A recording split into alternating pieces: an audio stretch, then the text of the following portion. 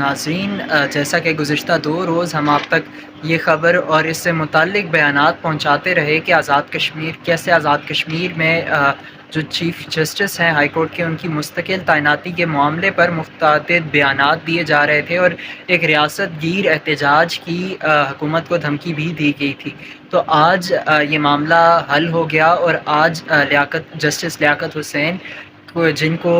قائم مقام chief justice بنایا گیا تھا، ان کو آج مستقل چیف جسٹس تعینات کر دیا گیا، اور ایسے یہ معاملہ جو ہے وہ اپنے حل کی جانب خوش اسلوبی سے بڑھا۔ یہاں حکومت کو یہ سبق اس معاملے کے اچھے حل سے یہ سیکھنا چاہیے کہ کیسے عوامی رائے کو مقدم رکھتے ہوئے دیگر معاملات میں بھی، جہاں پر جیسے ہم دیکھتے ہیں کہ حکومت کے خلاف عوام میں نفرت کے جذبات ابھر رہے ہیں اور نفرت کے بیج بوئے جا چکے ہیں حکومت اور عوام کے درمیان، تو ایسے میں حکومت کو ایسے مزید اقدامات کرنے کی ضرورت ہے کہ جن سے عوامی